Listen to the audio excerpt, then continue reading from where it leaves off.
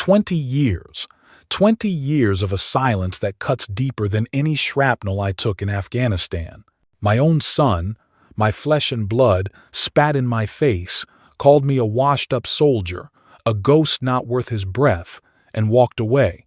I fought for this country, carried the weight of war in my bones, woke up screaming from nightmares nobody saw, and he left me for dead in a house echoing with my own heartbeat. Every Christmas, I sent him letters, poured my soul into words that came back shredded, stamped "Return to sender" like a slap.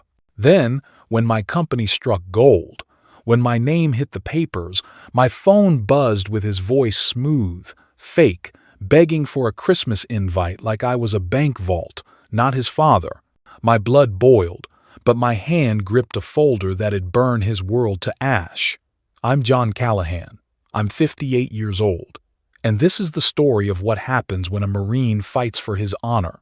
I came back from Afghanistan in 2003, a Marine with a Purple Heart and a mind that wouldn't stop replaying the blast that took half my squad. Colorado Springs welcomed me with a cold wind off Pikes Peak, but my family didn't. Karen, my wife, looked at me like I was a stranger who'd wandered into our two-bedroom home on Platt Avenue.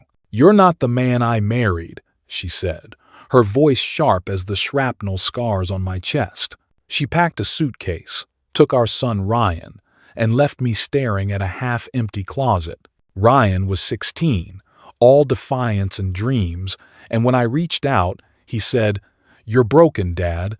I don't need a hero who can't get out of bed." Those words burned worse than any firefight. I fought PTSD with therapy and grit, clawing my way to build a security company from a 10-by-12 office. Every Christmas, I sent Ryan a gift, a model F-18, a leather journal, hoping he'd remember the father who carried him on his shoulders. Every year they came back, unopened, stamped "Return to sender" in red. I'd sit by my fireplace, 5,280 feet above sea level, watching snow bury my mailbox, wondering if my son would ever see me as more than a failure. 20 years of silence taught me one thing. Pain doesn't heal. It waits. When Ryan's call came, that old wound ripped open, and I knew this wasn't about family, it was about my bank account. The phone rang on a Tuesday night in December, the kind of cold that makes Colorado Springs feel like it's 5,280 feet closer to the stars. I was in my office, a 15-by-20 room on North Tejon Street, surrounded by maps of security contracts and a single-framed photo of me and Ryan at a Rockies game, his 8-year-old grin brighter than Coors Field's lights. I hadn't heard his voice since he was 16, when he called me broken and walked out with Karen. My hand froze over the phone, the name Ryan Callahan burning on the screen like a flare in a desert night. I let it ring twice, not out of hesitation, but because a Marine doesn't rush into an ambush. "Hello," I said, my voice steady as the rifle I hadn't touched in 20 years. "Dad," Ryan's voice came through, smooth as polished brass. But I caught the edge, the same calculated charm he used to talk his way out of grounding. "It's been too long. Emily and I were thinking, Christmas at our place, for the kids, Sarah and Liam. It'd mean a lot." His words landed like a grenade with the pin half pulled. Family. He hadn't used that word since he was a boy, and now it felt like a sales pitch, slick and hollow. "Emily's making her famous pot roast," he added, "and the kids are dying to meet you." I leaned back in my chair, the leather creaking under my 190 pounds, and stared out at the snow dusting the streetlights. "Heard you sold the company for 8 figures, he slipped in, casual as a snake sliding through grass. "That's huge, Dad. Proud of you." There it was, the real reason. Not family, not regret, but my bank account. I'd built Callahan Security from a folding table in a rented garage to a firm guarding half the corporate buildings in Denver. The sale last month had made headlines in the Gazette, and now my son, who hadn't sent a birthday card in 2 decades, was calling me Dad again. "I'll be there," I said, my voice flat as the frozen plains outside. "And I've got a surprise for you." He laughed, a little too quick. "Can't wait, Dad. It's going to be great." We hung up, and the silence in the room was heavier than the 50-pound rucksack I'd carried across Helmand Province. I stood, crossed to the safe behind my desk, and pulled out a manila folder I'd been building for weeks. Inside were printouts.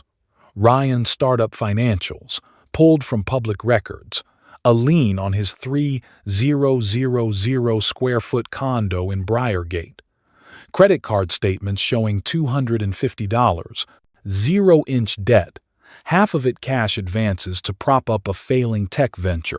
I'd paid a private investigator $5,000 to dig deeper texts from Ryan to investors, promising guaranteed returns on a product that didn't exist. He'd been living a lie, dressing it up in tailored suits and Instagram posts about hustle. The folder wasn't just paper, it was a mirror, and I was going to hold it up to his face. I'd learned in the Corps that truth is a weapon sharp, unforgiving, and heavier than it looks. I drove home, the 10-mile stretch from downtown to my cabin on Black Forest Road cloaked in a blizzard's first breath. The radio played some country song about lost love, but I turned it off. My war wasn't with music. It was with a son who thought he could cash in on a father he'd buried. At home, I lit the fireplace, the logs crackling like distant gunfire, and sat with the folder on my lap. I thought of the last Christmas I'd seen Ryan, 20 years ago, when he stood in our old living room, 6 feet tall and full of venom. "You're not my father," he'd said. "You're just a guy who came back wrong." Karen had nodded, her eyes already on the door, her new life waiting in a Lincoln Navigator parked outside. I'd stood there, still smelling of hospital antiseptic, my hands shaking from meds that didn't quiet the nightmares. They left, and the house went silent, save for the wind rattling the windows like a ghost begging to be let in. Now, Ryan's call had cracked that silence open, but not for reconciliation. He wanted what I'd built, not me. I opened the folder again, my fingers tracing the numbers: $250,000 in debt, a condo 90 days from foreclosure, a life built on borrowed time. I'd spent years in therapy learning to carry my own weight, to sleep without seeing sand and blood. I turned pain into a company that protected others, and Ryan thought he could waltz back in and claim the spoils. He was wrong. The surprise wasn't a check, it was a reckoning. I closed the folder, set it on the table, and watched the fire burn down to embers. Outside, snow piled high, covering the world in a clean, merciless white. I wasn't the broken man Ryan left behind. I was John Callahan, a Marine who'd learned that honor isn't given, it's taken back. The night Ryan and Karen left, December 2003, the cold in Colorado Springs wasn't just weather, it was a blade. I stood on the porch of our 1,200 square foot home on Platt Avenue, my breath clouding in the 10-degree air, watching their Lincoln Navigator's taillights bleed red into the snow. I was 33, fresh off a medical discharge from the Marines, my head still ringing from the blast in Helmand that took 3 men and left me with a purple heart I couldn't bear to touch. PTSD was a new word then, but it lived in my bones, waking me at 2 a.m. with screams I didn't recognize as mine. Karen had looked at me that night, her eyes hard as the ice underfoot. "You're not a father, John," she said, zipping her coat with a finality that cut deeper than any shrapnel. "You're a ghost who doesn't know he's dead." Ryan, 16, stood behind her, his jaw set, his 6-foot frame already taller than mine. "I don't need you," he said, his voice a venom I hadn't taught him. "You're just a man who lost." I didn't move as the car pulled away, its tires crunching over snow 6 inches deep. The porch light flickered, casting my shadow long and thin, like a man stretched to breaking. Inside, the house was a tomb, Ryan's room empty, his baseball glove gone, Karen's perfume still hanging in the air like a taunt. I sat at the kitchen table, my hands shaking from meds that dulled the pain but not the shame. I'd fought for my country, carried 50 pounds of gear through 110-degree heat, but I couldn't keep my family from walking out. That night, I wrote Ryan a letter, my pen scratching across cheap paper. "You're my son," I wrote. "I'll always be here." I mailed it to Karen's new address, a condo 20 miles away in Denver. 2 weeks later, it came back, unopened. The red "Return to sender" stamped like a bullet to the chest. For years I tried. Every Christmas, every birthday, I sent something: a model F-18 for his 17th, a leather journal for his 18th, a letter when he graduated high school. Each one came back, the red stamp mocking me from mailboxes buried under snow. I'd drive 5 miles to the VA hospital for therapy, sit in a circle of broken men, and talk about triggers while my real trigger was a son who'd erased me. "You can't make someone love you," my therapist said, her voice soft as the flannel blanket I kept on my couch. "But you can learn to live without their weight."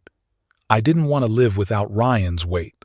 I wanted to carry him, like I did when he was 5, his small hands gripping my shoulders as we watched fireworks over Memorial Park. By 2010, I stopped sending gifts. The silence was louder than any explosion I'd survived. I'd walk the 3-mile loop around Black Forest, the pines heavy with snow, and see fathers teaching their kids to throw a curveball. Each one was a knife twist, a reminder of what I'd lost. I'd come home, pour a shot of bourbon, and stare at the Purple Heart in its case, its purple ribbon faded like my hope. I'd fought for freedom, but freedom meant nothing when your own son called you a failure. "You're just a man who lost," he'd said, and those words became my war. I rebuilt myself, turned a 10 by 12 office into Callahan security, guarded banks and CEOs, made millions. But every dollar felt like a brick in a wall between me and Ryan. That Tuesday night after his call, I stood by my fireplace, the folder of his debts heavy in my hands. Ryan thought he could cash in on my success, but he didn't know the man he'd left behind. I'd learned in the Corps that pain doesn't break you, it forges you.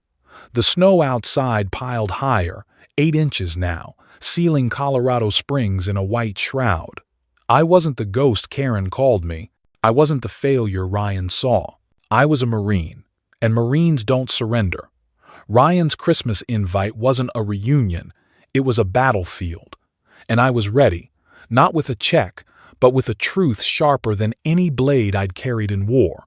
Christmas Eve in Colorado Springs was a war zone of its own, snow falling in sheets, blanketing the 3-mile drive from my cabin on Black Forest Road to Ryan's condo in Briargate. I pulled up to his 3,000 square foot home, its windows glowing with the kind of warmth money buys but doesn't earn. My boots crunched on the 4-inch snow as I carried the manila folder, its edges sharp against my palm, heavier than the 50-pound rucksack I'd humped through Helmand. 20 years ago, Ryan called me a ghost. Tonight, I'd show him I was flesh and blood, with a reckoning sharper than any blade. I knocked, and Ryan opened the door, his 6'2" frame filling the space, his smile polished like the brass on a Marine's dress blues. "Dad, you made it," he said, voice dripping with a charm I hadn't heard since he was 16, begging for car keys. Emily swept in behind him, her perfume sharp as a bayonet, her smile as calculated as a sniper's aim. "John, so good to see you," she said, pressing a glass of bourbon into my hand. Neat, the way I drank it in my darkest days. "You look like a man who's won at life." Their eyes flickered to the folder under my arm, hungry, expecting a check with 6 zeros. Sarah and Liam, my grandkids, sat on the couch, 14 and 12, their faces lit by phone screens, glancing up with polite nods but no recognition. They didn't know me, and that cut deeper than Ryan's betrayal. The dining room was a stage 12-place settings, crystal glasses, a pot roast steaming under a chandelier that cost more than my first truck. This wasn't a family dinner. It was a performance. We sat and Ryan steered the talk to his startup, tossing around words like scalability and disruption like grenades he thought wouldn't explode. Emily chimed in, her voice smooth as the bourbon. "We're so proud of you, John. That company sale $10 million, right? You must be thrilled." I sipped my drink, let the burn settle, and said nothing. The folder sat on my lap, a silent landmine. After dessert, Ryan clapped his hands, too loud, and said, "Dad, let's talk in the den. I've got a project you'll love, big returns, low risk." Emily nodded, her eyes gleaming like a fox spotting a henhouse. I followed them, the folder heavy as a rifle I'd carried into battle. In the den, the fireplace crackled, casting shadows on a wall lined with photos of Sarah and Liam, no trace of me. Ryan sat forward, elbows on knees. "Here's the deal, Dad. My tech startup's on the verge of a breakthrough. We just need a little capital, say $500,000 to scale. Your family. I know you'll want in." Emily leaned in, her voice silk. "It's a legacy, John. For Sarah and Liam." I let the silence stretch, sharp as barbed wire. Then I opened the folder. "I brought a gift," I said, sliding it across the coffee table. Ryan's grin faltered as he opened it, his eyes scanning the pages, lien notices, credit reports, texts to investors promising guaranteed returns on a product that was smoke and mirrors. "You're $250,000 in debt," I said, my voice low, steady. "Your condo's 90 days from foreclosure. I bought the mortgage last week. The bank was happy to sell." Emily's face drained of color, her glass clinking against the table. "You had no right," she snapped, her voice a whip. Ryan's jaw worked, no words coming. "I had every right," I said. "Public records don't lie. You do." I pulled out 2 documents. Option 1. Keep dodging payments, lose the condo in a sheriff's sale, let Sarah and Liam explain it to their friends. Option 2. Sign this deed in lieu. Walk away clean. Find a rental. I'll assume the debt. Ryan stared, his hands shaking. "You're humiliating me," he whispered. "No," I said, my voice cutting through the fire's hiss. "You humiliated yourself. I'm just holding up the mirror." Emily stood, her eyes blazing. "This is cruel, John." I met her gaze, unyielding. "Cruel is a son who calls his father a failure, then begs for his money. I'm offering you a way out. Take it." Ryan's breath hitched, his fingers hovering over the papers. The room felt like a battlefield after the guns go quiet, tense, raw, waiting for someone to move. I leaned back, the folder empty now, my heart heavier than ever. This wasn't revenge, it was truth, the kind a Marine carries when the mission is to save what's left of honor. 3 days after Christmas, the snow in Colorado Springs had hardened into a crust, crunching under my boots as I walked the half-mile from my cabin to the VFW Post 4051 Hall on North Nevada Avenue. The annual Veterans Gathering was no parade, just a room full of old Marines, Army grunts, and Navy vets, swapping stories over coffee that tasted like motor oil.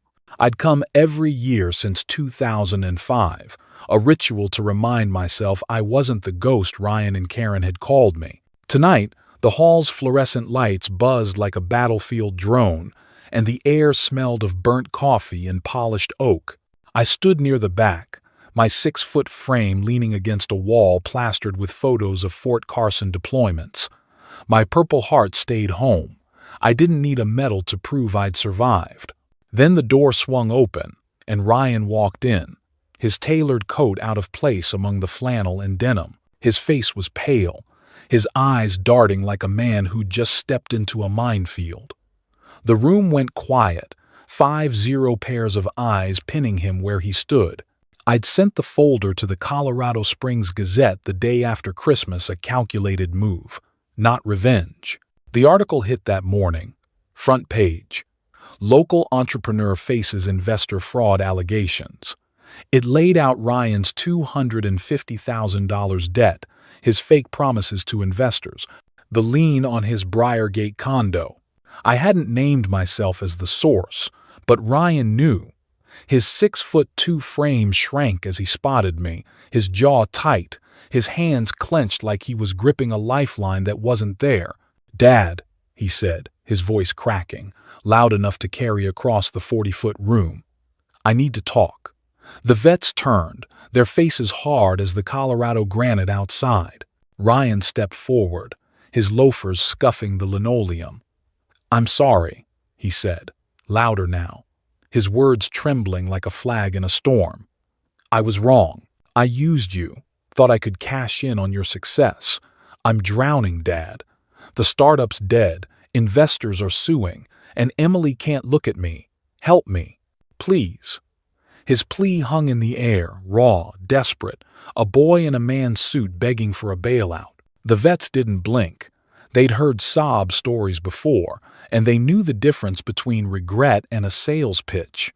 I stepped forward, my boots heavy on the floor, the folder's weight still in my memory. "Ryan," I said, my voice steady as a Marine's aim, "you don't get to walk into this hall and ask for a check like it's forgiveness.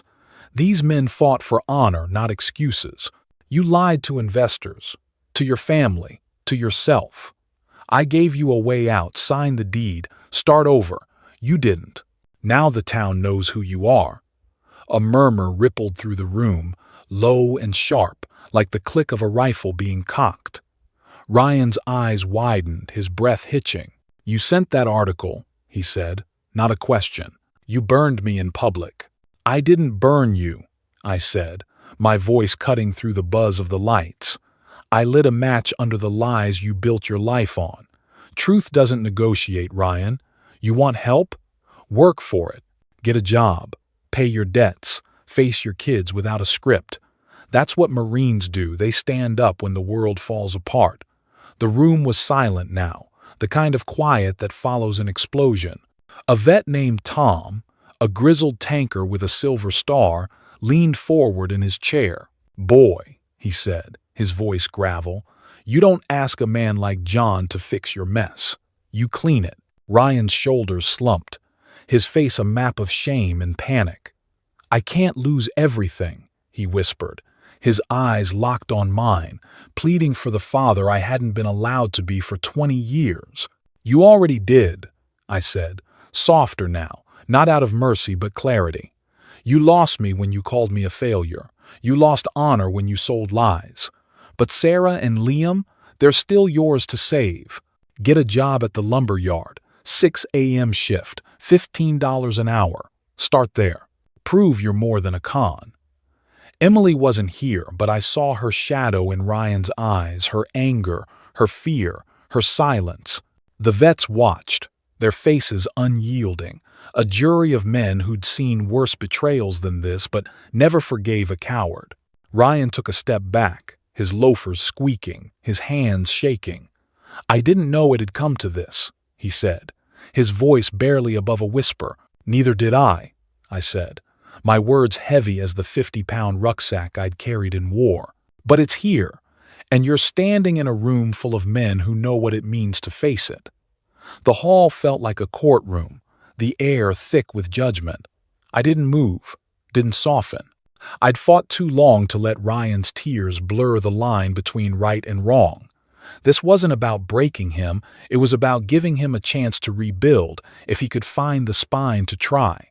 The snow softened in Colorado Springs by New Year's Eve, melting into slush that clung to my boots as I walked the 2-mile trail behind my cabin on Black Forest Road.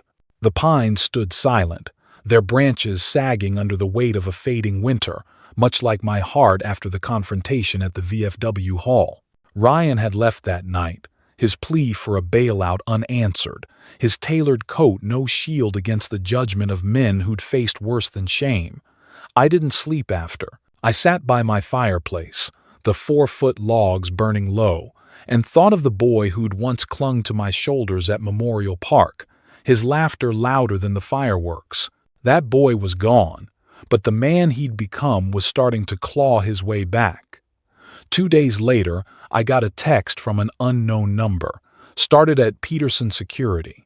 $16 an hour. No promises, just work. Ryan. I stared at the words, my 190-pound frame sinking into the couch, the weight of 20 years shifting just an inch. I didn't reply. Marines don't cheer for first steps. They wait for the march. But I drove to Peterson Security's lot, a 5-mile stretch from my cabin, and watched Ryan from my truck, parked 200 feet away under a streetlight's dim glow. He wore a Navy uniform, too stiff for his frame, directing cars in a strip mall parking lot.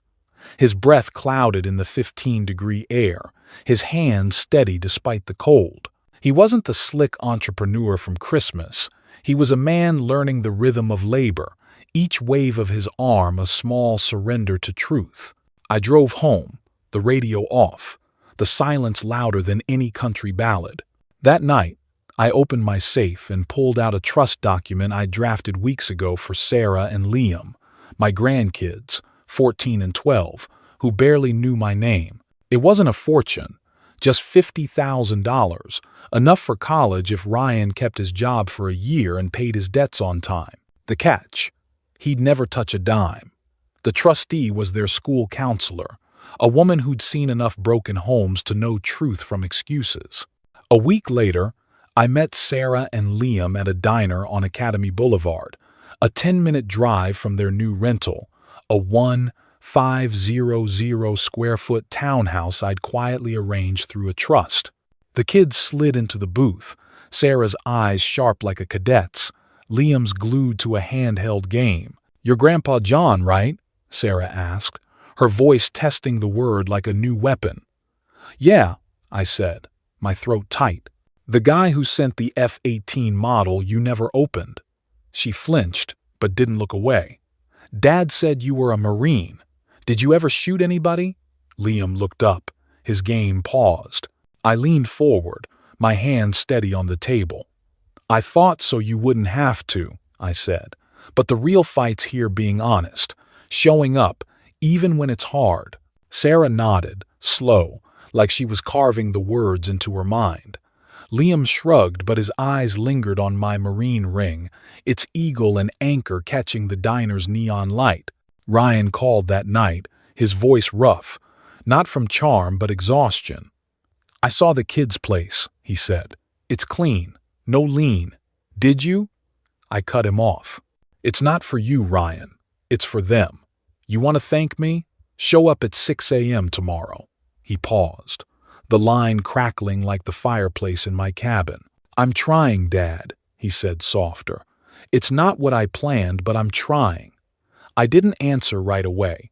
I let the silence do its work, the way a drill sergeant lets a recruit feel the weight of a wrong step.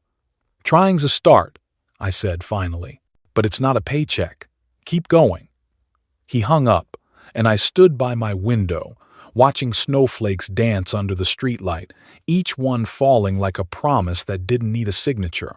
The next week, I saw Ryan again, this time at the townhouse. He was unloading boxes from a rented U-Haul, his hands chapped from the cold, his face lined with something new, not defiance, but resolve. Sarah ran out, holding a chalk drawing of a tree she'd made on the sidewalk, 3 feet long, with Grandpa scrawled in blue. "It's for you," she said, her voice shy but sure.